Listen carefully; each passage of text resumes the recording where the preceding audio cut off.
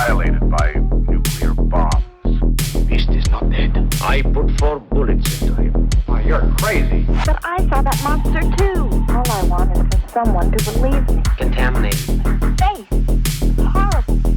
Look like it would scare you to death. All right, let's get to work.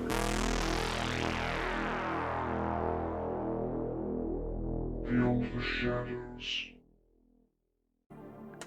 Now we're recording. There we go. See, I didn't want to get too far into it. Yeah. Anyway, hello, friends. This is our second attempt. The stream failed horribly, so we're going to have to record and upload. Hello, welcome. We're recording, and we're doing great. We're running at 60 FPS. We are your intrepid paranormal investigators. I am Victus. I'm Aeon. And I'm Paul. And we are tired, to say the least. So I started to tell you, when we just tried to stream this, and Twitch was not cooperating tonight. So we switched over. We're recording now, so I touched a little bit on it.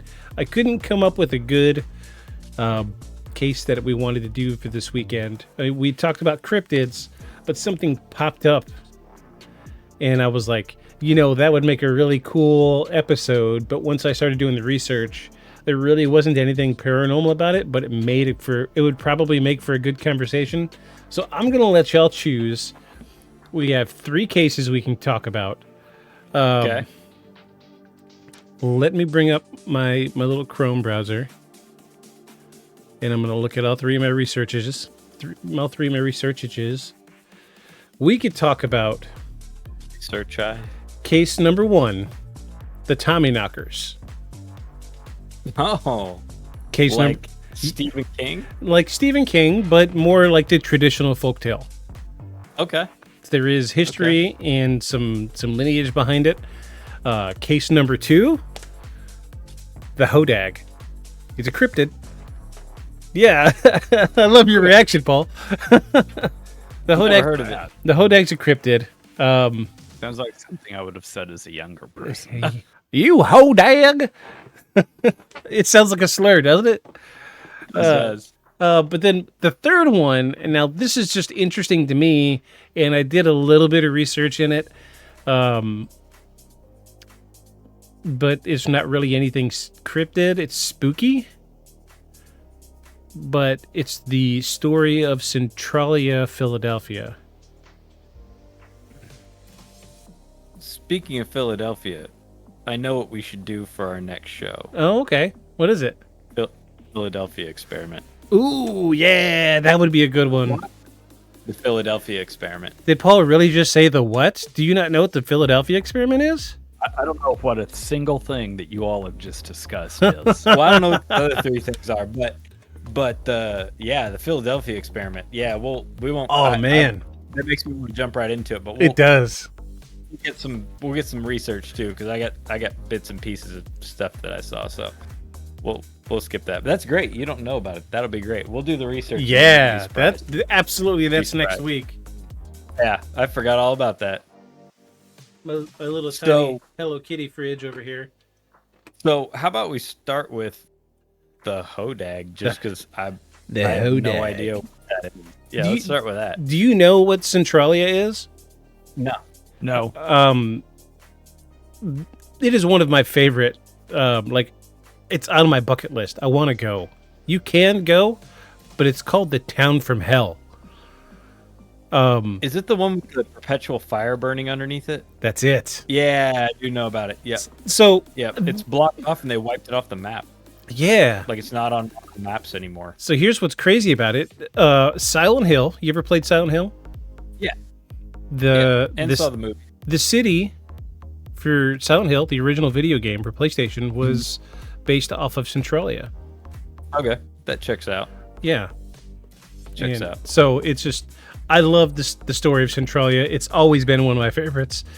But you suggest Hodag, so we go Hodag. Let's start with the Hodag. We can, Well, oopsies.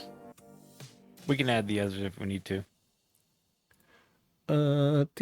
'Cause I like that. I like that story too, the Centralia thing. But I only know.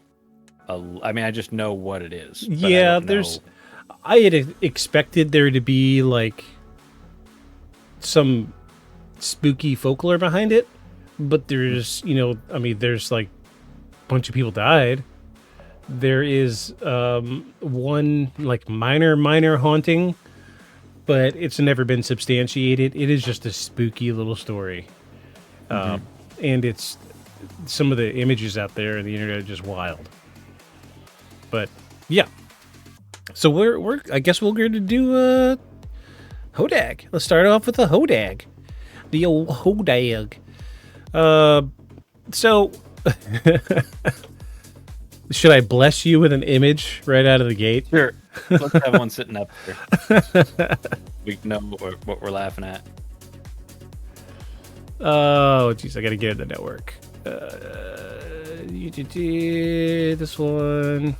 This one, 123.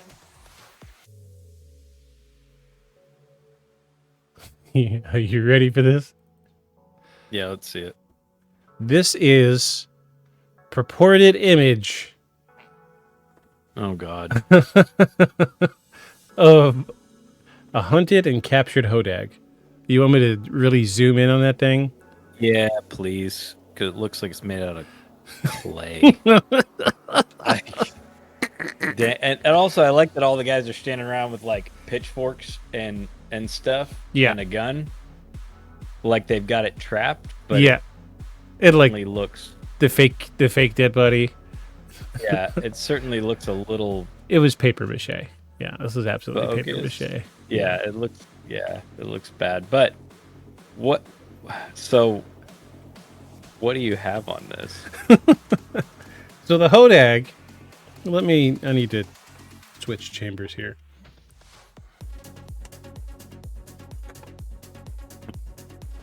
Not nearly enough of that in me at the moment. Heyo. Penguin juice. So, the Hodag is a legendary creature rooted in folklore of Wisconsin Northwoods, particularly in and around the town of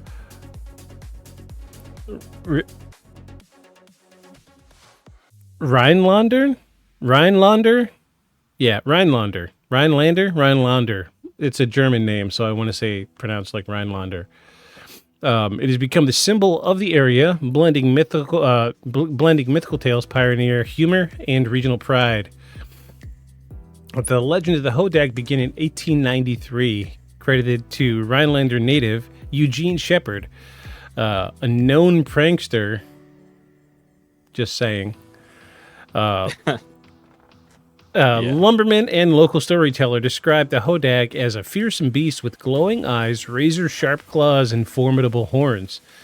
He claimed the Hodag was born from the ashes of a deceased oxen, particularly those overworked in Wisconsin's harsh logging industry, making it the symbol of Northwood's rugged spirit. The creature was said to have been about 7 feet long, covered in greenish-black scales, with a spiked tail used to lash its enemies. Its diet allegedly consists of white bulldogs served to it on Sundays. What? Okay. That's elaborate. Yeah. Very elaborate. The ashes of deceased oxen, specifically that were overworked. Yeah. Hey. I feel like this was trying to be social commentary. It just didn't happen.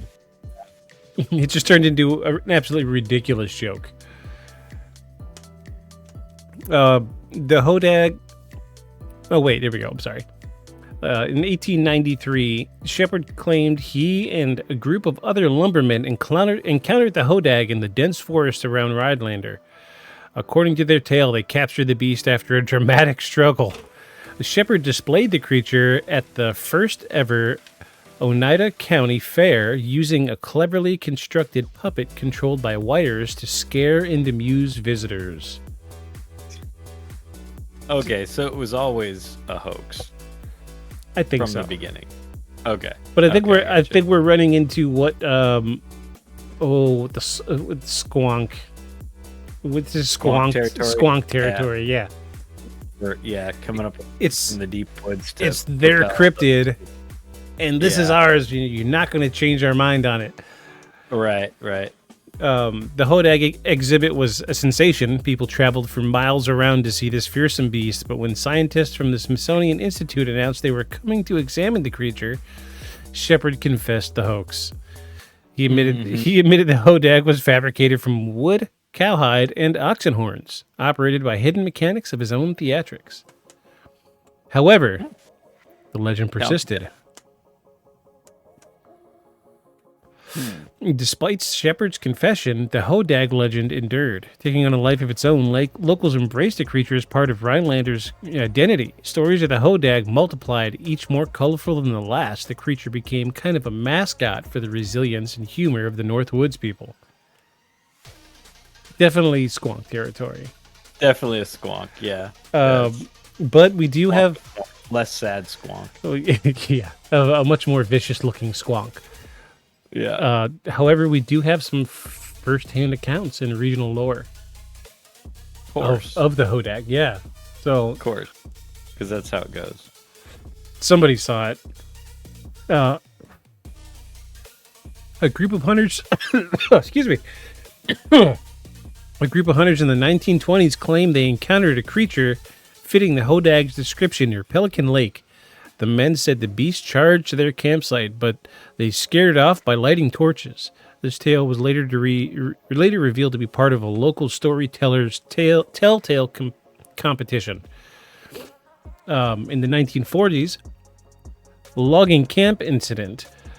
Loggers working near Rhinelander reported strange claw marks on trees and a pungent, sulfurous smell, both attributed to the Hodag. While skeptics pointed to bears and wolverines, the loggers maintained their Hodag story, passing it down as camp legend.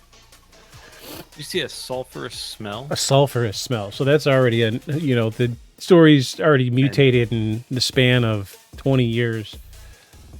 I guess it did claim it came from the ashes of, disgruntled oxen souls. Yeah. So. It's just... It seems like there was a good build up there. It could have been a great story, right? Yeah, but dude, rather than hide his animatronics, he's just like, no, I made it up. Sorry. Yes, behold, this is the Hodag, and his arms are up underneath the table. Hello, everyone. I am Hodag. Like Hello. a Muppet. Yeah, and everyone's just amazed by it. Contemporary Hodag sightings are often staged or part of tourism events. Visitors to Rhinelander sometimes claim to see a shadowy figure moving through the woods or hear unexplained noises. These playful accounts add to the town's charm and keep the Hodag legend alive. Today, the Hodag is a mascot of Rhinelander and beloved symbol of the region. A large fiberglass Hodag statue greets visitors at the entrance of Rhinelander, and smaller versions can be found throughout the town. They have an annual music festival celebrating country and folk music, draws visitors to across the Midwest, and the Hodag appears on everything from school sports team logos, Rhinelander's high school mascot, to souvenirs and local business names. The Hodag is a key part of Rhinelander's tourism industry. You want to see the statue? Yes, I do. I do want to see the statue. It was something that somebody started, to make some money in the first place, and it still does today. Bring in tourism and so on. There you go, buddy. Oh yeah, they definitely embellished it a bit, didn't they? Over the years. Yeah, he got a lot more snake eyes. Yeah, he got a lot more claws going on, and added some fangs and then some spine bits. Yeah, he got a lot bigger. Yeah, he got a whole lot bigger. So this is the big statue. Welcome to Hodag County. I think we're in agreement that this is not real. Yes. Well, I mean, given that the guy said as much, but And I feel like the people seeing stuff is just attributed to you look in the dark, you're going to see what you want to see. Mm-hmm. And that's it. And that's it. This is a good example, though, of why it's hard to get people to take other, like really good video of cryptids seriously. Yeah. Because this is the second blatant example of a hoax. We found others who were like, I don't know if that video is enough to make me believe it's real, or others that like don't have any, like the Jersey Devil. I don't think they made that up as a hoax. I think something really scared those folks way back when. I don't think it was a flying horse-faced lizard-tailed creature.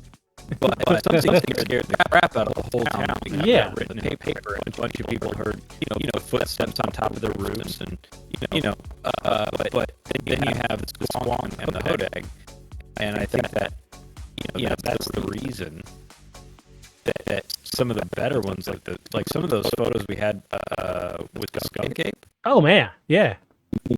Chillingly good. Photographs, and the trail cam stuff really got me of the skunk ape butt. Speaking of skunk ape, good. Got a new guy at work. Mm-hmm. He's from Florida. Mm-hmm. And he has multiple skunk ape stories. Really? Yes. That'd be fun. He says he's seen it. He says he's heard it. He's got crazy stories interacting with it. I'm going to try to at least record the stories. Yeah, we could do a little skunk ape revisited segment. Yeah, I told him, he just moved here, so he just got internet 2 days ago. So, oh, okay. Maybe we could see about getting him, push comes to shove, I can get him to just record something while we're at work. Even if it's just audio, that would be okay. But it would make for something interesting. So I see that says Spotted Hodag, but I also see that down below it's Centralia Lumber Company. Ooh. It's probably just the way the ad was. Yeah. Yeah, but I'm saying, they were an energy company, so, lumber, coal, etc. Damn. It's interesting, right? I didn't expect that. I just pulled this up because it's good context to bring up old newspaper articles like this. But yeah, that's photographed from Life by T.A. Taylor. Yeah. They even gave it a Latin name. Bovine spiritualis. Spirit of the ox. Yeah. Well, it looks strangely friendly for being a fearsome beast. Like in, hey. The little paper model doesn't look fearsome. That's his face. Yeah. Hey guys. Hey. Growl. Rawr. Rawr with the swipe at you with my pointy toes. Rawr with a W. Rawr.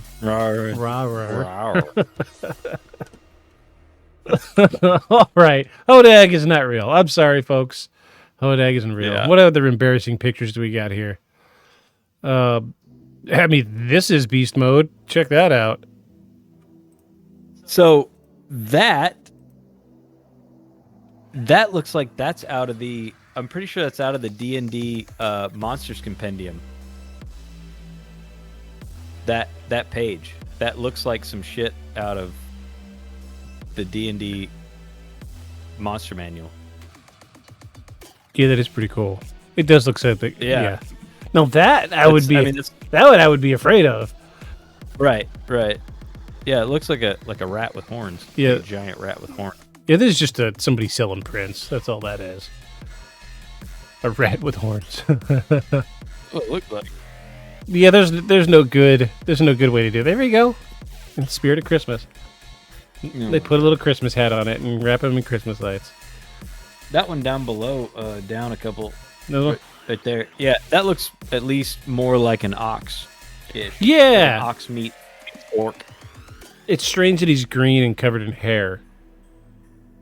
Yeah, I'm not sure why he's always green when it's supposed to be the spirit of an ox, but whatever. Not my story. There's so many horrible illustrations of this thing. Yeah. Yeah, do that. Ah, jeez. All right. Well, moving on from that, we've experienced the Hodag as much as we can, but I will say this is a legitimate photo from the 1800s. This is one of the paper mache models made by prominent hoaxer. We do have there's one other picture. I had trouble nailing this down. This is the guy that hoaxed it. They're holding something right here. I just can't see what it is. Yeah, I can't tell. It's too much. Or not enough contrast. But yeah, dude looks like a skeevy type. So yeah. Anyway, Hodag over with. What do you want next? Okay, so you want Centralia? Centralia? Yeah, why don't we cover that? Yeah. There are so many photos of Centralia. I'm just gonna bring up Centralia and see what we got. I know there's some video out there too of the stuff still burning. Oh yeah, there's lots and lots. But yeah, so they took Centralia off the map. Literally off the map. Yeah, because people were going and dying. Mm-hmm. Yeah, you can. There's a point at which in those old road atlases that used to be able to buy, where it was there, and then it's not there anymore. I would bet Google Maps still shows it. Yeah, this is the town now. This is what it looks like. It's just this is all carbon monoxide just belching out from the ground. Yeah, and fissures in the ground from where it's burning. Yeah. And they go back and try to smother it all the time, but it just doesn't.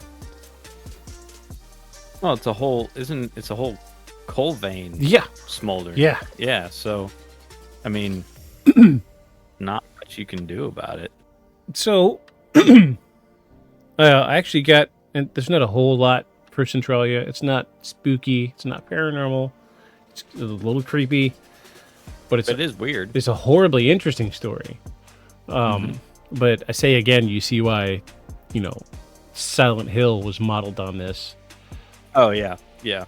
Plus, it's kind of dated, so yeah, So in May of 1962, a fire was ignited in the town's landfill, located near an abandoned strip mine. What seemed like a routine controlled burn quickly turned into catastrophe. The fire inadvertently spread to the coal seam beneath Centralia. Despite initial attempts to extinguish it, the flames proved unstoppable. Fueled by the vast network of coal veins beneath the town, the coal fire spread steadily, burning beneath homes, streets, forests. Temperatures underground soared, releasing toxic gases such as carbon monoxide. Residents began to notice alarming signs. Sinkholes opened unexpectedly, emitting noxious smoke. The ground felt hot to the touch, and roads buckled from the heat below. And by the 1970s, the fire had burned for nearly a decade, creating an apocalyptic scene. In 1981, the crisis gained national attention when a 12-year-old boy fell into a sudden sinkhole in his backyard, saved only by quick-thinking neighbors. This event underscored the danger to the community, prompting the state and federal authorities to act. In 1984, the crisis gained national attention. In 1984, Congress allocated $42 million to relocate residents. Over the years, most families accepted buyouts and left. Houses were demolished and entire neighborhoods disappeared. But by the 90s, Centralia had transformed into a ghost town with only a few stubborn residents refusing to leave, despite court orders. Today, Centralia is an unearthly landscape. The fire, still burning more than 6 decades later, continues to smolder beneath the earth. Highway 61 was once a major road and is now nicknamed Graffiti Highway. A cracked and colorful canvas left to decay after the road became too unstable for use. Smoke occasionally rises from fissures in the ground, and the air carries a faint sulfurous smell. Few buildings remain, but the town's overgrown lots and abandoned streets evoke a haunting sense of what was lost. The local cemetery, with its weathered tombstones, adds to the town's spectral atmosphere. Centralia has become a magnet for urban explorers and thrill seekers. Its legend inspired the fictional town of Silent Hill in the horror video game films and film series, cementing its status as a cultural icon in desolation, while warnings about the dangers of visiting the allure of a real life ghost town on fire draws curious visitors each year. Sure, I mean, it makes me want to see it. I Even though you're like, no, dude, it's a coal field that's burning, putting off, carbon monoxide. You're like, yeah, but that sounds super interesting. Let's see what Google Maps shows us. Oh, there is a Centralia. Mm-hmm. That's what I said. Google Maps will still have it, but they started taking it off of Oh, we got Street View? stuff. Oh, no. Dude, they drove through it. Nice.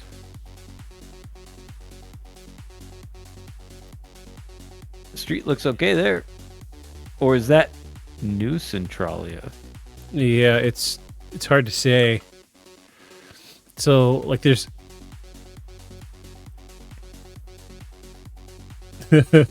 there's a fire station, ironically.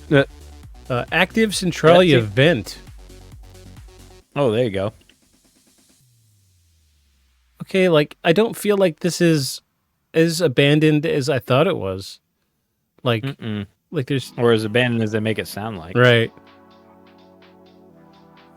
Oh, welcome to Silent Hill. That's cool. Yeah, like, Nice. That's spooky. These people are just hanging out, taking pictures of this stuff, man. I'm just... Yeah, I don't know how I feel about that, honestly.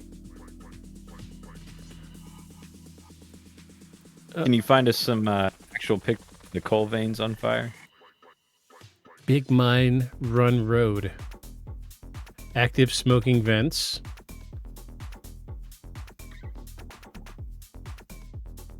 Oh. Let's see. What's this? More smoking vents. Interesting.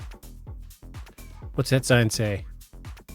Closed to all motorized vehicles. Oh, okay. Oh, that's a good one there. Oh, wow. Yep, and everything's dead.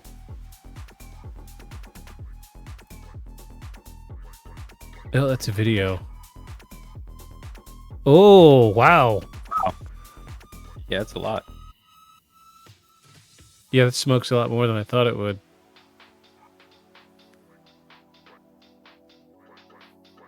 So I guess it found its way to natural air vents, which is what's feeding oxygen to the whole thing. Though coal can smolder with very little oxygen. Oh, yeah. Keep on going. Hydrocarbons, hard to.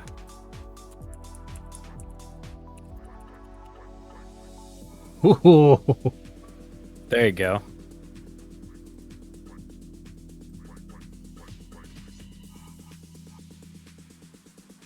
Oh my gosh. What? Ugh, you asses. Just want to see the pictures. That's it.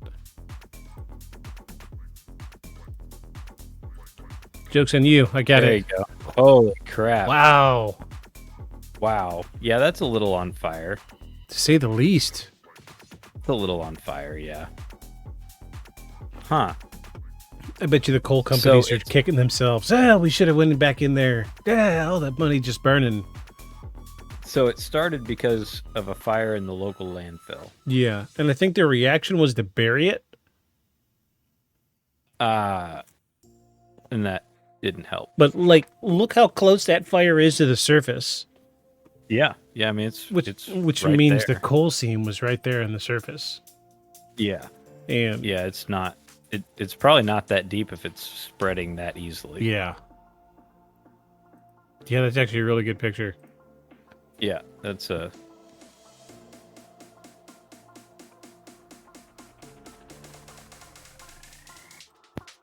Oh. Is it a real picture? Oh, there you go. Looks like it. Let's see what this is. Yeah, that's Yeah.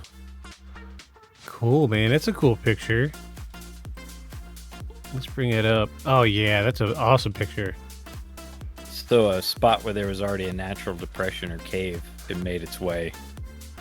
Yeah, it looks like that might have been like the opening of the mine, to be honest. Yeah.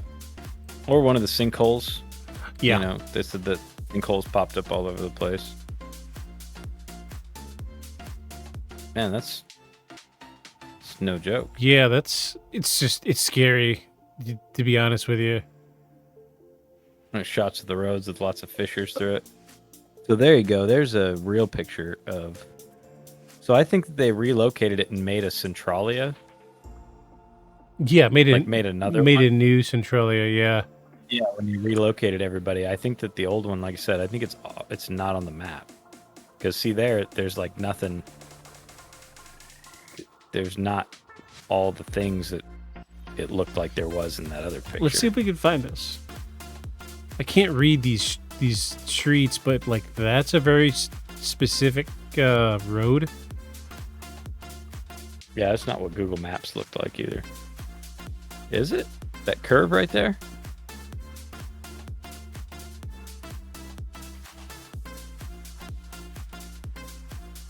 Oh, wrong tab. My bad. There we go. So if you... Oops, now the other one changed. There you go. So is that lower curve? Is that it? Just below the town? South something Avenue.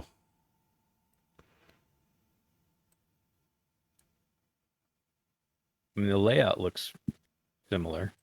It does, doesn't it? Mm-hmm. Yeah. As far as the square of the street. Yeah, it looks pretty similar. Maybe that is it. It seems like the pictures don't match up to what's going on, though. Let's look at satellite They were like view. Oh, yeah, there it is. Yeah, there were like mown lawns and stuff around the graveyard. Like, made it sound like it was... No one was there. Well, now that we zoom in and see, yeah, there are a few houses. Yeah. But, like, these are old streets, man. Like, you could see there used to be houses here. Old sidewalks. Yeah. Yeah. All broken and cracked. It's funny. Mostly missing. It's funny they have a fire station. Yeah, this guy's not giving up. Look at this big chunk of land he's got. Yeah. Yeah, he ain't going nowhere. Huh. Interesting. Wow, it's so weird that, you know, it kind of gives you a... It's like one perspective is rose-colored glasses, but the other one's like doom and gloom. Like, this is right. This whole town is like... I expected to see, like, just like Silent Hill. That's what I was expecting. But, you know, now that I see it... No, there's not that much to it. It's just that, you know, sinkholes could open up, you know, because it's burned out the coal vein underneath. Mm-hmm. And there are active, you know, vents of coal and all the other stuff that comes along with coal, like sulfur and that sort of thing. Mm-hmm. So, you know, pretty deadly stuff to be breathing in all the time. So, like, this is Big Mine Run Road. Oh. There's the mine. Yeah. Absolutely. Yeah, there's the above ground section of it. Oh, it looks like they're still working over here. Wow, yeah, they are. They're trying to get, you know, I could see how this could be part of the federal effort. You know, maybe they're snuffed out. Yeah, maybe they're digging down to try to sever, you know, the coal vein, at the same time probably trying to get their hands on some coal. But, you know, it just, honestly, a lot of this just looks like gravel. Yeah, that looks like, I mean, well, if you're doing a mining operation, you got to pull the dirt out somewhere. Well, it's not all like coal. Like this here, piles and piles and piles, truckloads. Mm-hmm. That's what the dumping, I guess they're dumping is what it looks like. Yeah, they might be just trying to fill this in and snuff it out. Wow, that's really interesting. So not quite the creepy haunted place that it sounds like. No. The hellscape they describe, but those are dramatic pictures of where it has cut through the ground, and in the evening, what it looks like in some places. That's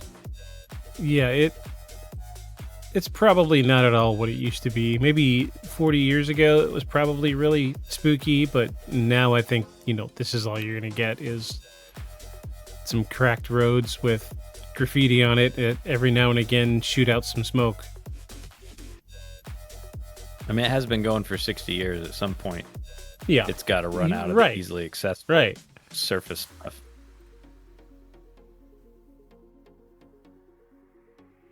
Yeah, that's some spooky stuff. So, well, nonetheless, it's a good story. It's very interesting.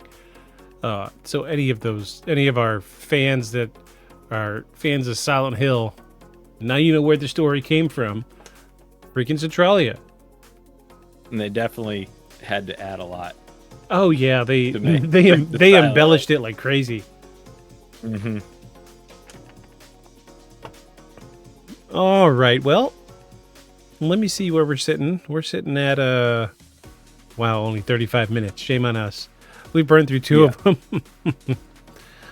Let's do the other. Well, let's do this. Let's talk about the Tommyknockers, huh? Yeah, first thing it made me think of when you said Tommyknockers was the Langoliers. Langoliers? Yeah, that other Stephen King story, Langoliers. I don't know that one. And it's a Stephen King story. It's not really I don't think it's rooted in any sort of folk anything, but in the book, this plane accidentally passes through a time loop. Mm-hmm. So they get taken out of the normal time stream. Yeah. So instead of moving forward with time, they're stuck basically at a static point. And the Langoliers are basically what come by and eat up old time. Oh. So like if you're not moving with the time stream, right, the landscape that's there gets eaten up by the Langoliers. They look in the awful movie they made up. They look like big meatballs with teeth. Oh no! Not very good. They look like big meatballs with teeth, but they eat up leftover existence. So they're trying to get out of this static space and get back into the time loop. Well, that's before they get eaten. That's not a horrible their only choice story. Was to take. No, I mean I watched it and I kept thinking there would be like a big Stephen King twist. Mm-hmm. Like I watched it on Sci-Fi Channel. Not one of his better ones. If the movie wasn't that good, I'm sure reading the book just meant you got a whole lot more description of all the same things, and the coffee cup and the coffee table and the drink dude was drinking and how the ice felt on his teeth. Like it just yeah. I couldn't. I'd never read it because I just couldn't. I wasn't able to. It reminds me of this video I saw. Was doom scrolling last night. And this guy was hoofing through the woods, and he looks into a cave, and he sees a light, and he sees a guy dressed like an old miner, but he's just standing still, holding a lantern. Mm-hmm. But then when he goes into the cave, dude starts moving, and he hears a noise. He looks behind him, and it goes day night, day night, day night, day night, and time is just zipping by. Really, really fast, and he was only in there for a couple minutes, so he goes back out, and like 10 years had passed. What? Yeah. So what he was seeing was the person from like an olden time in the cave. Yeah. Still walking forward, but time passed differently. I don't know what it was. I wanted to try to find it, but like it passed faster the further he went into it. Yeah, it was really strange. Usually you can get a movie title from these reels, but you've got to really dig through the comment section to find the movie title. I wanted to find it because it looked interesting, but that's what that reminds me of. I don't remember you saying miner with the lantern made me think of this, but there was a haunting that I came across, and the house had all kinds of weird stuff happen in it, but some guys had set up photography to try to get, a picture of something. Right. And they got video, not just a picture. And in the video, this spectral form that's like, I don't know, almost 7 foot tall. Basically, as they're approaching the back of the hallway, it ducks under the eave of the door and like reaches out with this lantern. It's like a green or blue, and they scream immediately and like book it, and they go back frame by frame for you, and like there's like 4 frames of the dude going. Ooh, he's all raggedy clothes, and yeah, it was pretty convincing. I want to find it now. Let me see. It was pretty green specter ducking out a doorway. I don't know. You're gonna get a bunch of AI stuff now. Yeah, I think. Unfortunately, when you search that, but let's try a ghost holding a lantern. Yeah, you're gonna get a bunch of AI. Oh, jeez. Yeah. Real ghosts. Paranormal haunting caught on video. Ghost with lantern. Hallway of house, like get real specific.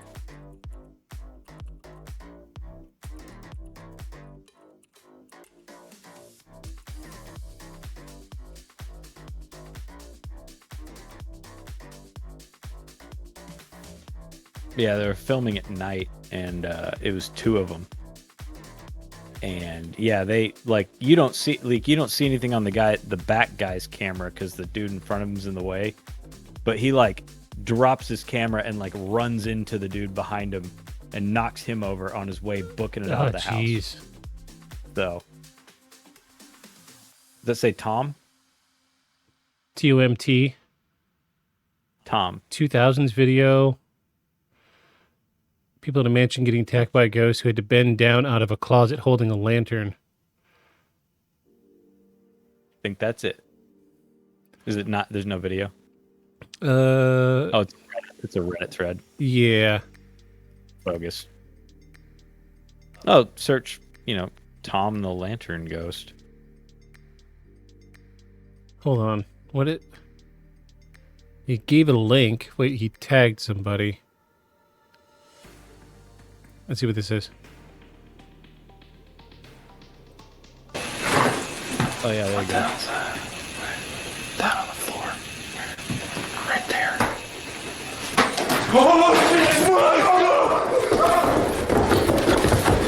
Was that it? Mm-hmm.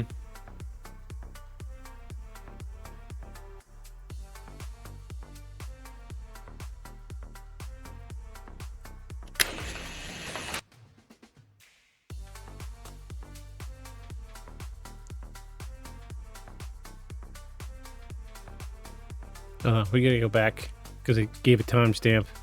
2150. Oh, because it starts out at the end. Yeah. Yeah, okay. That makes sense.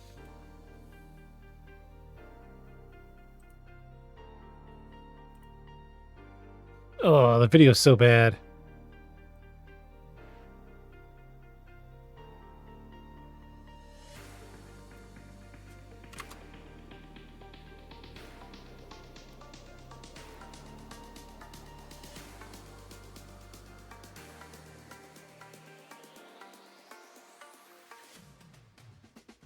Yeah, I looked down over there at something, and then they turned to the doorway. Oh, yeah, he's a big boy, wasn't he? Yeah. I think they go back and do it frame by frame for you if you let it keep going after they get the shit scared out of them. Maybe not. No, it doesn't look like Pretty long video. Yeah, 20-minute video. That was a good one. Yeah. It was spooky. Yeah. Reddit for the win. That's what I was thinking. So I have one picture of a Tommyknocker. Okay. And I was not able to discern whether it was fake or not. Okay. What's the background? What is it supposed to be? I'm gonna put this picture up and then I'm gonna talk about it. Okay. All right. Okay. Oops, I hit the AI button. No, I don't want you, co-pilot.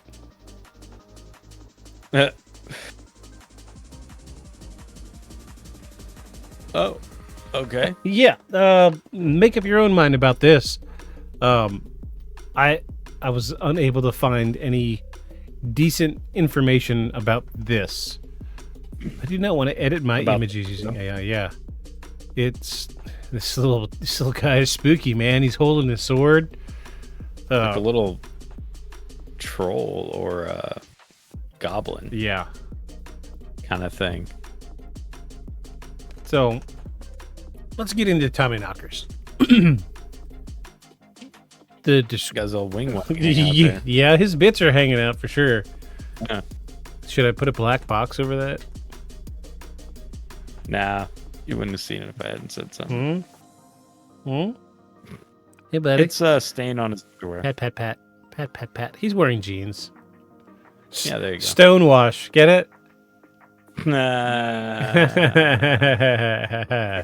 Comedy Paranormal Podcast. All right, the moment's over. So the Tommyknockers are a mythical creature deeply rooted in mining folklore, particularly among Cornish miners who brought their stories to America during the 19th century. The small, mischievous, and often helpful beings were said to inhabit mines. The legend of the Tommyknockers originates in Cornwall, England, where they were known as knockers or buckas. In Cornish lore, they were considered to be small, elf-like, goblin-like creatures who lived in the depths of the earth. Making their homes in mines, they were said to knock on the walls of tunnels to either warn miners of impending danger or lead them to rich veins of ore. Seems a little convoluted, I'm just going to say, right out of the gate. Oh, yeah, there's a... So it's either you to your death or your great fortune. Right. How do you know? I don't know. It's Probably by the rhythm, yeah, the pitch of the knock. the vibes of it all. Yeah, maybe they're knocking on the ore. You got to really listen closely. Maybe they're knocking on ore or they're knocking on stone. I don't know. How loud can you really make a knock if you're knocking on stone? From the ground side. Right. Unless they're knocking on it with something. A giant curved sword, perhaps?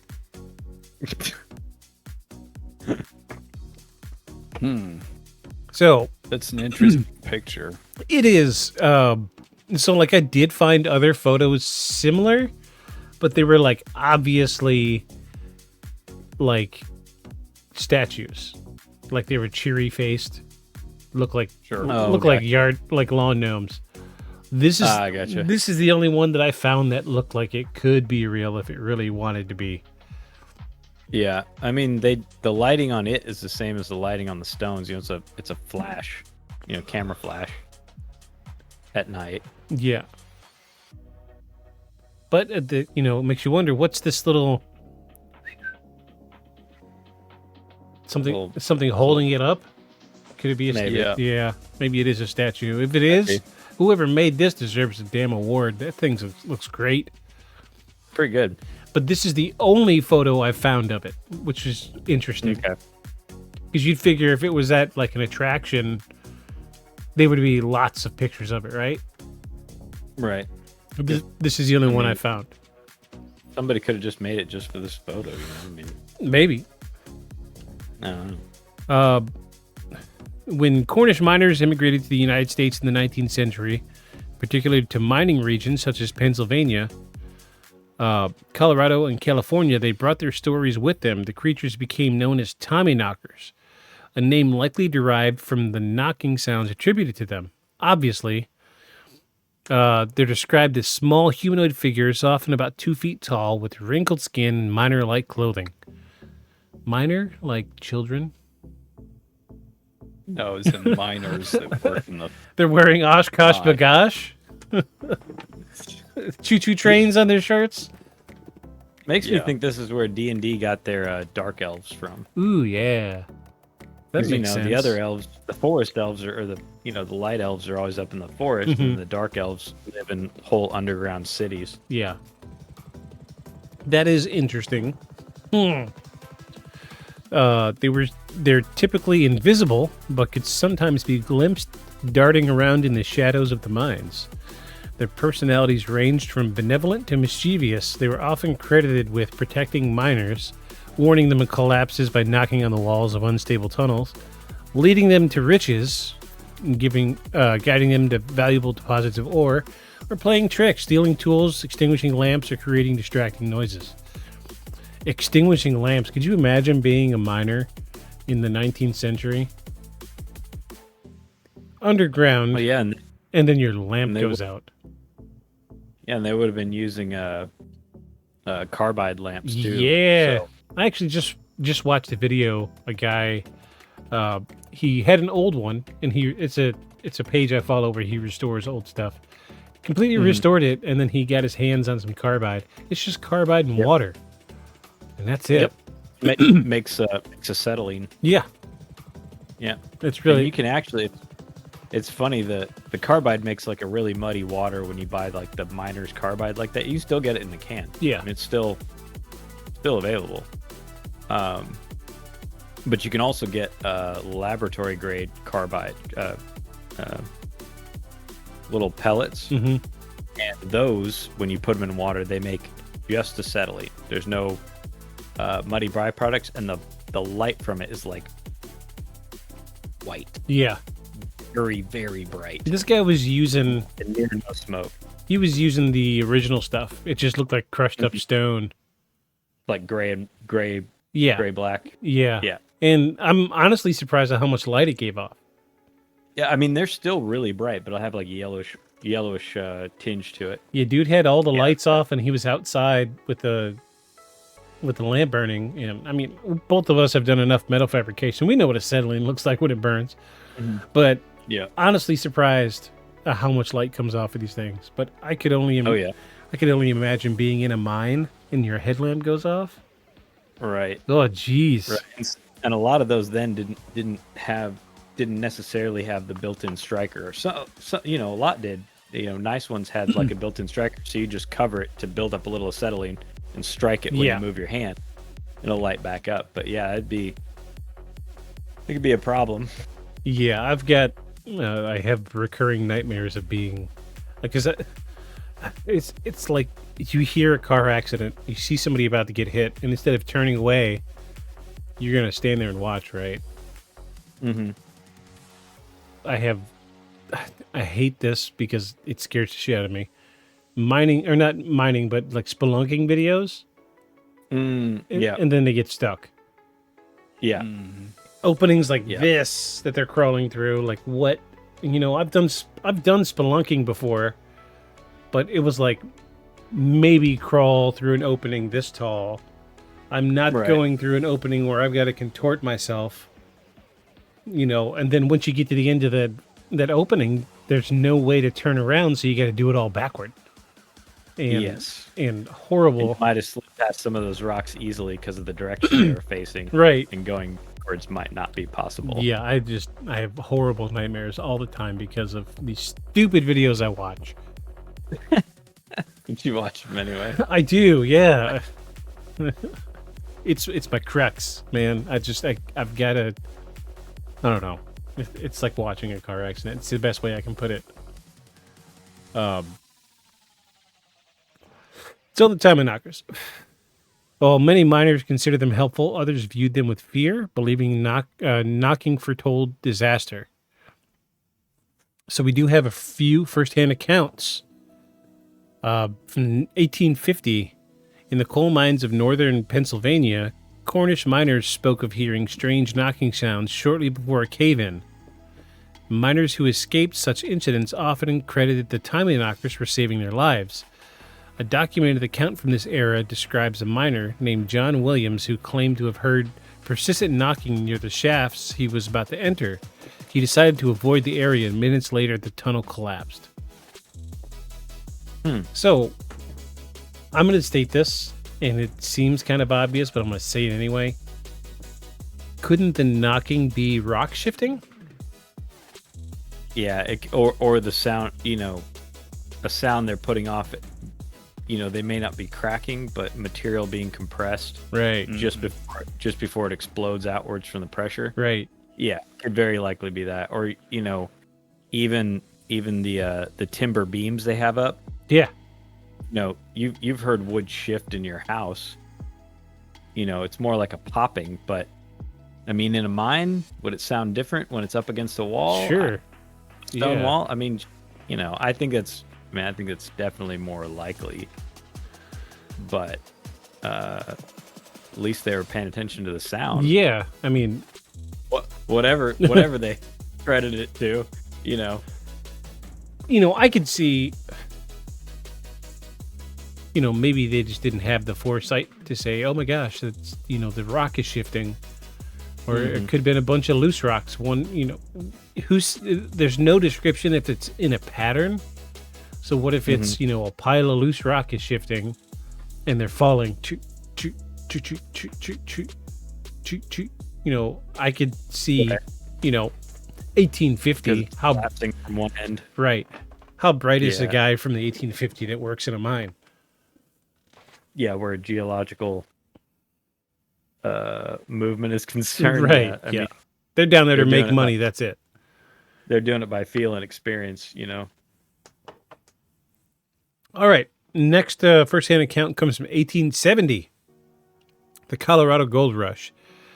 During Colorado's mining boom, miners in places like Cripple Creek, horrible name, and Central City reported Tommyknocker activity. A miner, Thomas Pritchard, wrote in his journal about hearing a faint tapping sound while working alone in a shaft.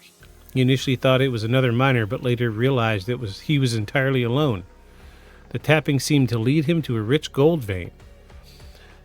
Pritchard credited the Tommyknockers for his discovery, leaving small offerings of bread and whiskey in the mine as a thanks. Okay, it checks out. Yeah. Okay. Maybe. So my question is, you're leaving bread and whiskey in there. I want proof that it was gone when he came back and nobody else went in. Yeah, he probably didn't have all that. He was just thankful he got a bunch of gold. Probably went down there, got a bunch of gold, left some bread and whiskey, and then he just told somebody else. They went in and, oh, look, bread and whiskey. Yum. Sweet. Hooray. Not only am I rich, but now I've got a full stomach. And I'm warm from the inside. In the early 20th century, miners in California, Sierra Nevada often left scraps of food or small coins for the Tommyknockers as a way to gain their favor. A miner named William Billy Hart recounted an incident where his lantern was mysteriously extinguished in a mine shaft. In the pitch black, he felt a tug on his sleeve and was guided to the surface by what he believed was a Tommyknocker. After that, he always left part of his lunch as a gesture of gratitude. Huh. Okay, that's a little more specific. Yeah, that's a lot more specific. I can't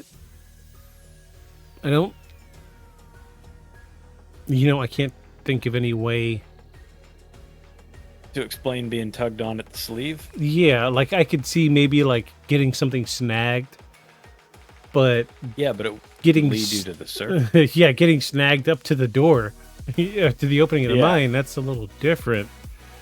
I don't think it'd lead. Yeah, I mean, if he had said he felt a tug and then he backed away and rocks fell, I'd be like, well, anything could have snagged on his clothes in the dark, but something tugged on his sleeve and let him back up to the surface without his light. That's It's weird if nothing else. It's a weird account if nothing else. yeah, that's probably my favorite account so far. And there's lots and lots of stories of people going down and it's a thing. People find old abandoned mines and they dig through them. And people are generally looking for gold. So what it is they back in past the gold rush, it was time where people was robbing and hoarding gold because they I just robbed 400 pounds of gold from somebody. I can't just waltz into town with 400 pounds of gold because they're looking for 400 pounds of gold. So they would go to these old mines that are abandoned. They would stash this stuff. Right.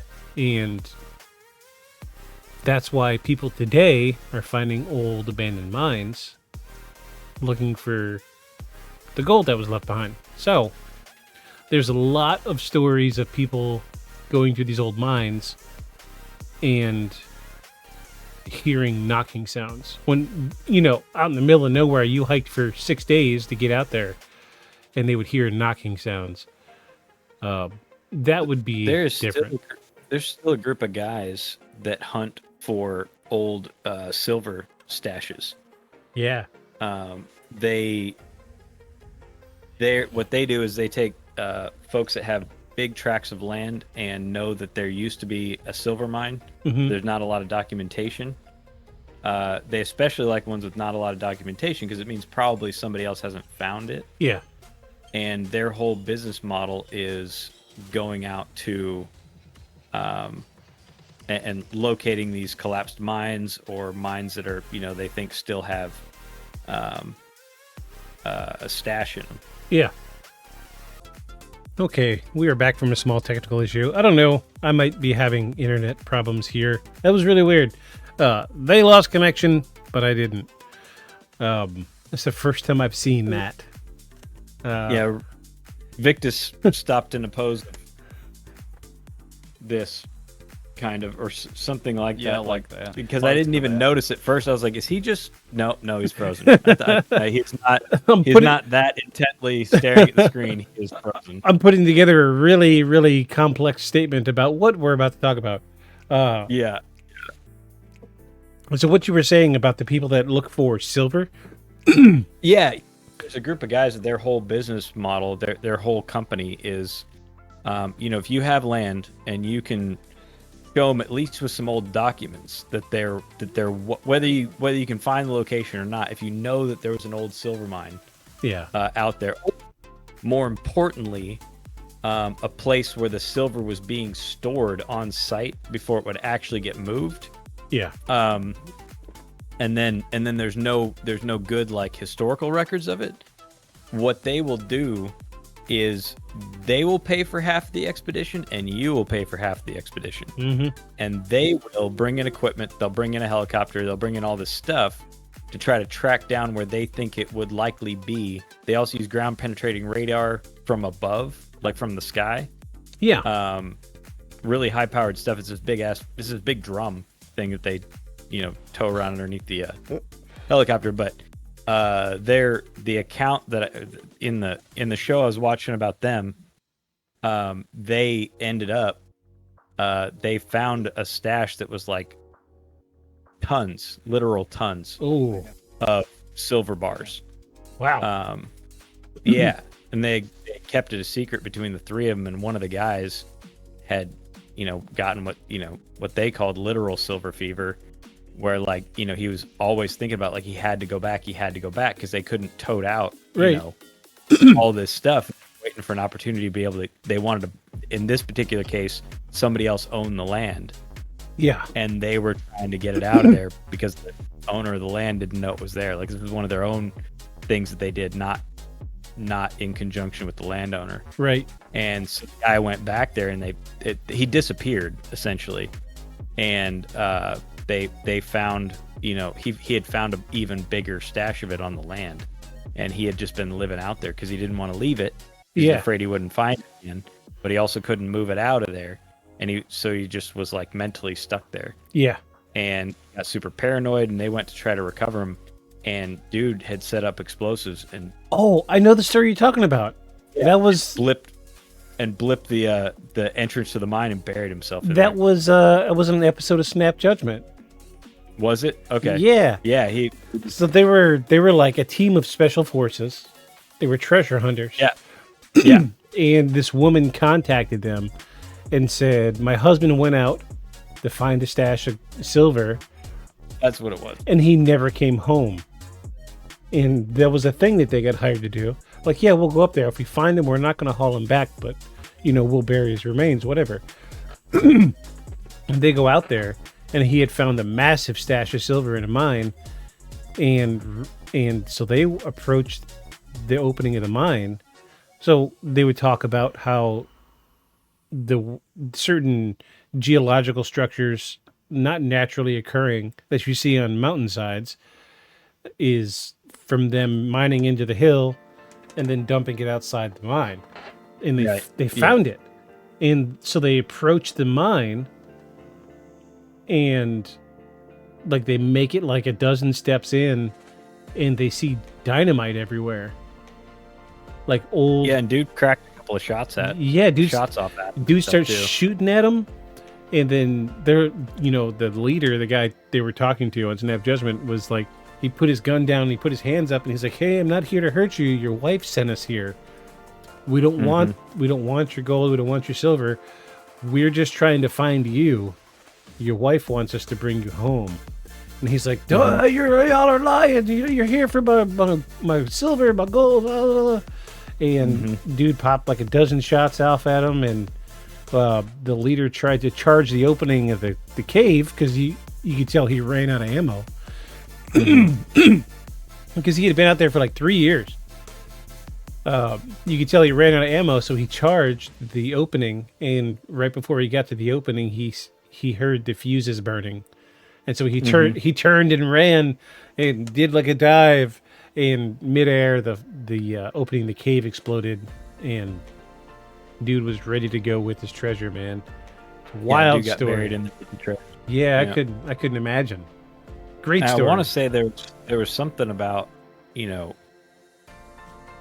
someone was considering going in and digging it out, digging out the mine, but I can't remember that they didn't get into that part. Yeah, it was an awesome story. I don't know. Yeah, the episode I think was about disappeared people or missing people. Yeah. That's right. I don't know if any of our listeners are into... I mean, you're here, you're listening to our podcast. Snap Judgment is incredible. If you've never listened to it, go and listen to it. The host actually went to my high school in Michigan. Really? Yeah, he's a cool guy. I've met him a couple times, just in passing, but we went to the same school. He was like 3 years ahead of me, but yeah, he went to the same high school I did in Michigan, just outside Detroit, and he was all right, I guess. I didn't really talk to him. I met him, but since then, I started listening to it. I found the podcast on accident, back when we were living together. It was on the radio. And, you know how I felt about Snap Judgment. I'm in love with that show. I never missed it there for several years in a row. Jeez, yeah. Snap Judgment's great. That was a great story. They got a gift for telling stories. That was I want to say that was the episode that got me to want to get into podcasting. One about that guy. Yeah, because it was the storytelling part of it, and just hearing an interesting story from people. And so my first podcast that I tried to do was called Disseminate, and I had tried to collect just interesting stories like that from people, but my circle was very small. I am not a social butterfly, so it was really difficult. I pushed out like 4 episodes in like 5 years. So it flopped, but I had fun. Do you remember Tim Holder? No. He how do I word this? He worked closely when we were living together. Okay. He was episode 3 on my first podcast. And he was in Sling Blade. Oh, really? Yeah. Yeah, the episode was called like 5 lines cut to 2, and he had 2 lines in the movie. He's a great guy. I still talk to him all the time. He had 2 lines in the movie, but it was still, somebody I knew was in Sling Blade. Yeah. It would be great to get him to come on. He had wrote a book, and so like we talked about his book, and then we talked about him meeting Billy Bob, and how fun that was. And, he had 2 lines, but they let him stay on set for the entire filming of the movie, which was cool for him. It's cool. It's a cool story. Yeah. But yeah, it was a cool story. Tim was a good guy. He's still a guy. I still talk to him every now and again. He's stuck in the Arkansas pit. He can't get out. But yeah. But anyway, let's go ahead. What do you got? Well, I was gonna say so I think next week we'll cover Philadelphia Experiment. I think that'll be absolutely that's an easy one with a lot of very weird stuff, a lot of weird explanations by people around it, what they think really happened versus what other people think happened. It's right. There's quite a bit of documentation, and there's even some photo stuff, and then there's some recreation stuff as well. Yeah, so that'll be good. Yeah, Philadelphia experiment is great. Don't you Google it, Paul? I won't. I'm watching you. Watch your mind blown. Yeah, this is what we strive for. We love to come up with a case that one of us has never heard of. Yeah, because the reactions are great. They're pure. And geez, what was the one that I got a good reaction out of you, Aeon? We're on episode 23 now, so it's hard to say. I don't remember. Yeah, I don't remember. Some of the stuff you pulled together for some of the rapid fires. Oh, geez, yeah, the rapid video. No. Yeah, that one of the thing at the end of the hallway and then shooting up the door that I didn't see. Oh yeah, yeah. That was my video. I picked it, and I didn't even see the thing in the video. Turned out to be it was Freddy Fazbear. That's right. Oh yeah, that was a horrifying video. And it was like a single frame of his face right at the end. Yeah. Very good. Very good. Evil animatronic character from Five Nights at Freddy's. Yeah, Five Nights at Freddy's. But yeah, somebody puts their camera in through a little slit to try to look into this abandoned building, and because he can't reach it, and so he's just like, "Oh, I'll just turn my phone," and puts it up like this, and you can kind of see a shadow back there, which is what Victus pulled it for. Mm-hmm. But then as he looks down, and then as you see two eyes. As he pulls the phone back, just as he gets it here, there's two big cartoonish eyes in the. Yeah, it charges the door. Yeah, it's back here, and as he pulls the phone up, it goes from back there to right here, in like a couple frames. And he's like, "Huh, I guess there's nothing, huh?" Yeah, because it's a missing brick that he's putting his phone up through. Oh, wild video, awesome video. Yeah. All right. Well, do you have anything? Any thoughts you want to leave us with? Y'all want to comment on the three? I guess I can lead it off. I feel like Tommyknockers have a touch of realism to it. I'm gonna ask my first question, and who's making money off of it? Obviously, nobody's making money off the Tommyknockers other than Stephen King. Right. But that was an original story. But the concept of it goes back to the 1800s. I feel like that is rooted in some truth. Out of the three, the Tommyknockers feels the most believable. I really like this photo. I wish I knew more about it. I might try to run it through a reverse Google image search and see what I can find. But see if you find something else. Yeah, it would be. I feel like it might be in that same group of photos that I told you about that had like the friendly lawn gnomes. They look like I feel like this is it's probably like a cave somewhere that they set it up as an attraction. Mm-hmm. But whoever made this did a great job. This thing is creepy. Centralia is great. It's one of my favorite stories. I didn't realize how close it was to me. It would be a cool. It'd be cool to get out there. And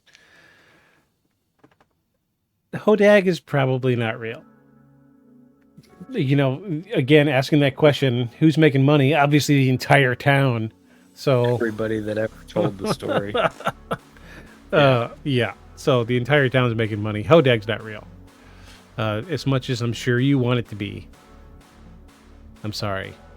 It'd be funny. I'm going to say yes to Tommyknockers and no to the rest of it. So, the Hodag's out to start with anyway, because it's, even the guy who first made the story is like, yeah, it was all folks. Yeah, day one. Day one. The Centralia thing, it's not fake. There's really a fire under the ground, but it's certainly not the town that happened to be built on top of hell. Right. But they really did have to relocate. The federal government really did have to relocate a town of people, or in the case of the people that stayed, offered to. And it really has in older pictures, it really has a real fire coming up through fissures in the ground. So I get where they were like, the town built on top of hell. Yeah. The town with a portal to hell. I get why. I mean, that's super dramatic photos, especially those night shots. Like that's oh yeah. it's Yeah. just crazy thing to see. Fire coming up out of the ground. So, it's real in the sense that it really has a coal vein on fire underneath it. But is it a gate to hell? No, it's, No. it's not. It is not a gate to hell. paranormal. Very easily explainable with rational cause and event stuff. The Tommyknockers, I'm gonna say, man, while I like this photo, I mean, this is a cool photo. Mm-hmm. Looks like it could be a bronze statue even. I'm not really sure with the discoloring, but Yeah. for me, I think the Tommyknockers thing is a folklore thing, and was probably the first understanding of geologic effects that precede a catastrophe. Now I can't explain the guy that says that the knocking led him to a gold vein.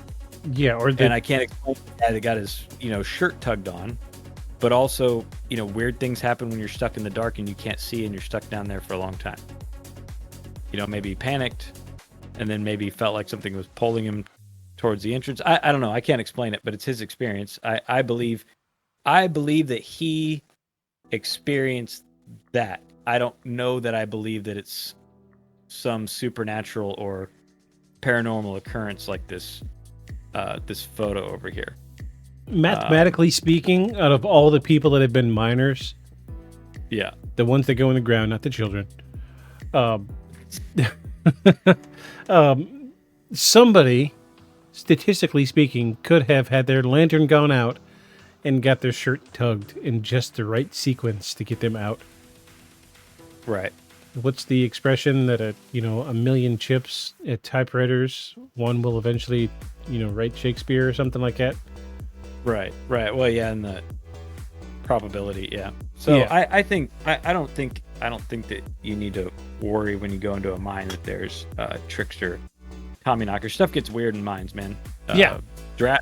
Wind drafts, moisture appearing in weird places, heat and cold in odd spots based on geological formation. I mean, it just gets weird. We're not really built for being underground for extended periods of time. We don't have the senses necessary for it. So I'm not really willing to believe that's supernatural, but it is a cool story. It's cool folklore, and I do believe they probably hear knocking. I don't think it's supernatural. Okay. I want to believe. I want to. Yeah. Paul, what do you say? So the Hodag's just the person getting money from that's the Chamber of Commerce. Yeah. It's a cutesy little mascot. Really nothing else to say about that. The town built on hell. I think that looks to me like the city council back in the day was pretty hellish in how they tried to manage the dumps that caught fire, that caught this Yeah, I think coal vein on fire. there was actually some stuff in the research that said that I want to say it was the city council actually tried to push it under the rug and literally used the words "mum's the word" about the fire underground until people started dying of carbon monoxide poisoning. Right, in their houses. Yeah. Falling into sinkholes and all that kind of thing. Yeah. Now, the Tommyknockers is an interesting story. So I think people go on, especially before now, before modern mining. They're down there with picks and whatever. I think that they became accustomed to hearing normal things and not normal things. And maybe not quite understanding that they were sensing this. I don't think there's, little imps or whatever knocking on the walls. but I think they're hearing something and not giving themselves credit. Right. Sensing something's not right or something's weird, not giving themselves credit. But the power of belief is really something. And this has been an enduring story. So I don't think that's real. I've seen mines where the miners erect statues and all sorts of things to signify belief. Yeah. Much like you go into any Catholic church and you'll see statuary that looks more or less realistic that's set up to remind you of some appearance, some apparition, some location where some holy thing happened, some supernatural thing happened. Mm-hmm. I think this is a statue of some sort set up. I think that's a little rack on the bottom on that picture. Yeah. And I think that, though it's a really good picture, and I think they put it in the mine, you can Google churches and whatever built inside mines. And I think it's in Poland. There's really amazing underground cathedrals and churches and all sorts of things built. I don't know that they were ever really used for that purpose, but the miners were very, had that sort of belief and were oriented in that way and created those things underground. I think this is similar, but this would require much less work. But what a cool picture. If you were coming into some old mine and you're coming along with your flashlight, you see that it would scare the crap out of you. Yeah, for sure. So I think for me, I'm no to the Hodag. I'm no to the Tommyknockers. Okay. And I don't think there's anything supernatural. If hell were only, a fire burning underground, that would be super. We could all see it and it would be great. But unfortunately, I just don't think so. But the power of belief is really amazing. Yeah. It's really amazing. Yeah. And if someone believes in this, I'm all good with it. For me, this just doesn't captivate me. Yeah, we probably could. Go ahead. I probably believe in things that are crazier than this, though. So okay. Well, I feel like we could probably have dug a little more and find some really good firsthand accounts of Tommyknockers. Right. But you always can, right? That's the amazing thing about belief. I can tell you amazing things that probably aren't the way that someone believes them. Which, while you were... I told Aeon the other day that I had all these dash lights on in the Toyota.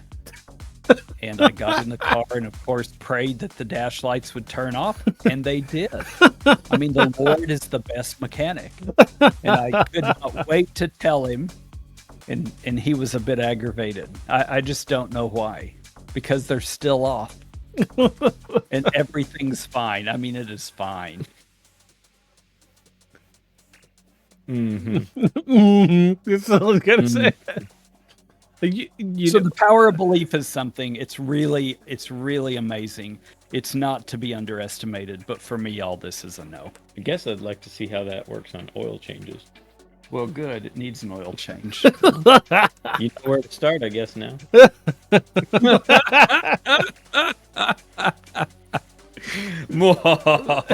So while you were talking, Paul, it got me thinking. I watched a very, very extensive series on... oh my gosh, I can't think of what the heck it's called. Ark of the Covenant. That would make a really good episode. We should cover the Ark of the Covenant one episode. Why don't we cover Ark of the Covenant? Why don't we cover Mystery Rock in New Mexico? There's 2 of them, actually. Why don't we cover some of the other religious things? We don't have to do them all in one episode. In fact, I would recommend we maybe do one per episode because... Yeah, like... I would like... really fascinating. Where are the miracle stairs at? I forget where those are.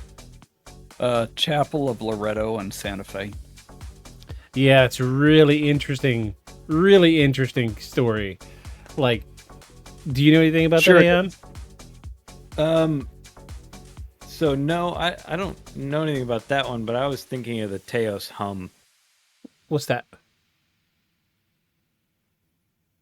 Did I stumble onto one you don't know about? Maybe. It's not long enough for an episode, but we can cover it in a breakup segment.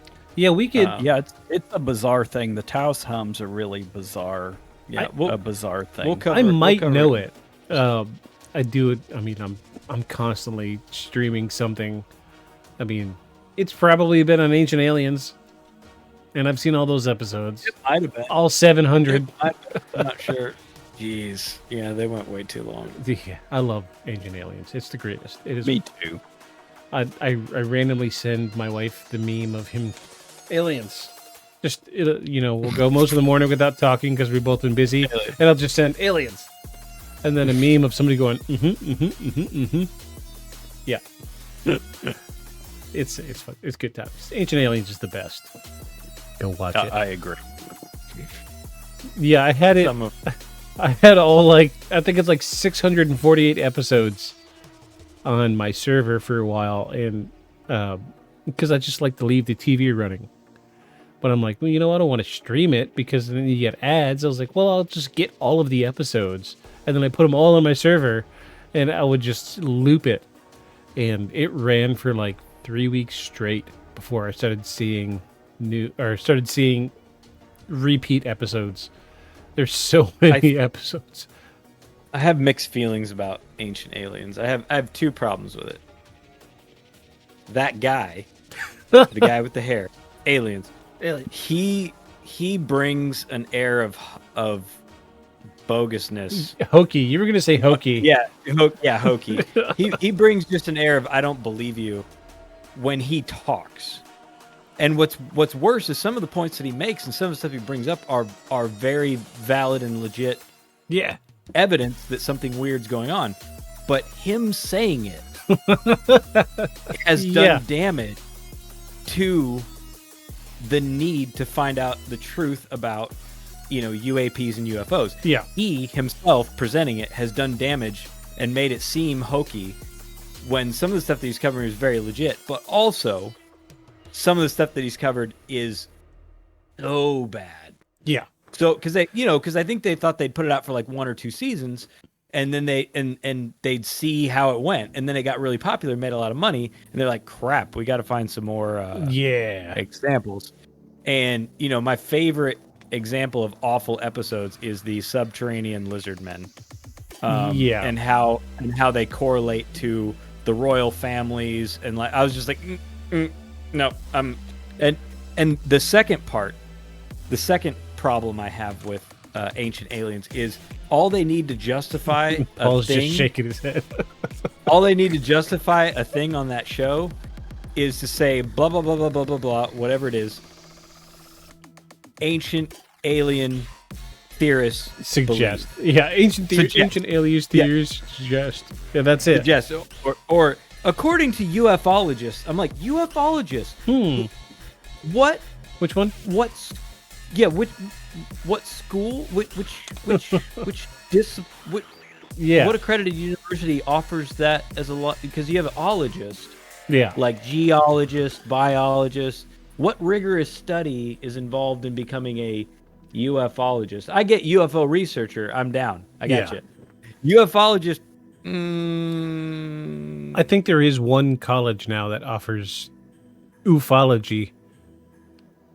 It's like online only. Yeah, I'm sure it is. Although there's a piece of me that believes like, oh man, that would be a cool class to be in, right? Because I'm like, the teacher's gonna get up there and he's gonna be like this Indiana Jones looking guy. Hope. He's gonna have the hat and the leather jacket, and he's gonna come in and be like, aliens built this Earth. Believe me, I'm a scientist. And then, but I already know the guy running that program has 0 hard science degrees. Yeah, absolutely. I feel like the person running it has 0 hard science degrees. Yeah, they picked the one guy that was the least not credible. and, Right, yeah. and gave him a class. Because I really like it when physicists, start to explain how, some of this stuff might work. They're like, look, it's not impossible. Like, I mean, we haven't made it as far as I know. He's like, but nothing in physics prohibits this stuff. He's like, it's more that we don't understand. He's like, but there's ways and devices I could imagine that would take care of this. He's like, how you would make it, I don't know. He's like, but nothing in the realm of physics prohibits it. Right. It's not, he's like, and even, he's like, when it comes to teleportation, like, we can move single atoms, or single subatomic particles. We can move them a distance and have them skip the distance in between. He's like, so even teleportation is not impossible. He's like, now I don't know how you disassemble a whole human, teleport them, and reassemble them subatomic particle by subatomic particle. He's like, I don't know. He's like, but it's not, physics doesn't prohibit it. And I love that when they bring in those segments. And that's why I like Neil deGrasse Tyson. He's gonna tell you like it is. But he's not gonna he's not gonna shoot down your favorite theory. The trouble with Ancient Aliens is they've taken very interesting information and sensationalized it. They've made it into a cool whip for the mind show. Cool whip. Yeah. Cool whip. Cool whip. Cool whip for the mind. Whip. Yeah. Whip. Whip. Yeah. Whip. Whip. Cool whip Cool for whip. the mind show. And that's very disappointing, right?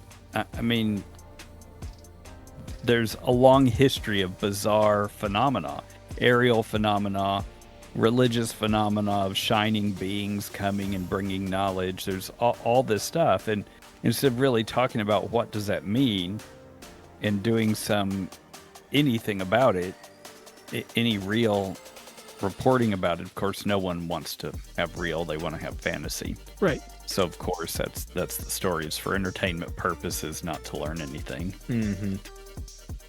Except then you meet all these people that watch that, and they're like, I believe in ancient aliens. You ask them their religious belief, it's ancient aliens. Well, and the History Channel, unfortunately, is guilty of doing that with all sorts of history now. Yeah. Like, that's what all their shows are like now. It used to be the History Channel was like very straightforward documentaries, and I'm sure that's why, when I was a kid and watched them, I'm sure that's why other kids were not watching them. Right, because you were learning. It was a was documentary real. learning. So they had to take and make this stuff, more dramatic and cinematic to get people to watch it. Right. So I'm still gonna watch Ancient Aliens. So I mean, you watch it all you want. I watch it. It's good background noise. It is. It's the problem I run into is if I watch, I like ghost hunting shows, I'll fall asleep to Ghost Hunters. I love Ghost Hunters. It's a great group of guys. But if I leave it running too long, then it gets into my dreams and I have horrible nightmares. Yeah. But Ancient Aliens doesn't do that. True enough. And I have cool whip dreams about pyramids and flying stone structures. Yeah. So Ancient Aliens is safe. That's why I like it so much. But I was just looking at the date. So next weekend will be 24. Mm-hmm. So I think next week will be Rapid Fire. Okay. So we'll do Philadelphia Experiment after. Yeah. So next weekend is Rapid Fire. This will be Paul's first Rapid Fire. They're fun. And I will play with the layout and get our layout changed and see if I can figure out what's going on with my interwebs. Streaming. And I've sent you so much. Yes, you have. So much material, and a bunch of it's even good. I haven't looked at any of them because I want to be surprised too. Well, good. There's so much. So much. Capital S. And the ones that are bad are great to watch too, because I picked them because they're bad. Well, we might just run through them and just watch them all. That's fine. That's fine. If you just save them on the account, and then you can go in and pull them up one by one. So, all right, we will do that. Closing statements. Who's got something they want to say? I got something maybe. So, you know, we cover a lot of stuff on this show, and our job here is to, you know, weed through to find actual things that we think are actually fantastical, because that's what's interesting, right? And unfortunately, one of the reasons why you even need us to weed through this stuff, or there's even any utility in trying to Bless you. search through all this stuff, is because there are hoaxsters, and hoaxsters do it for all sorts of reasons.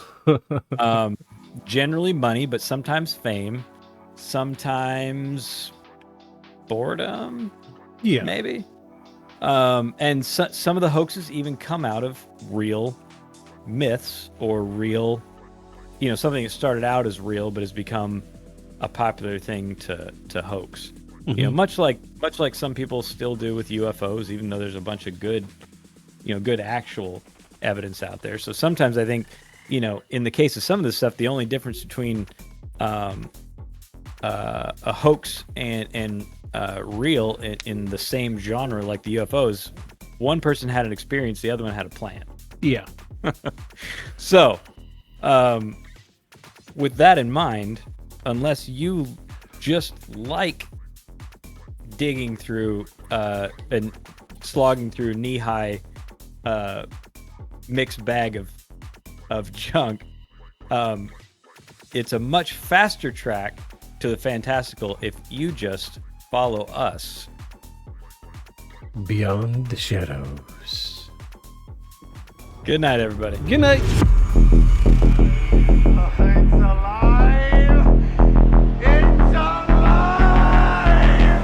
Creature like that, how would it ever die? And this monster starts running right at me. Annihilated by nuclear bombs.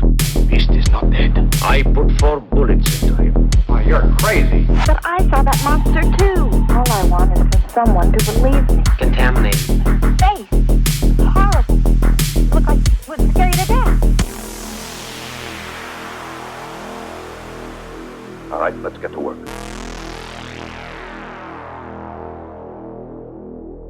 Beyond the shadows.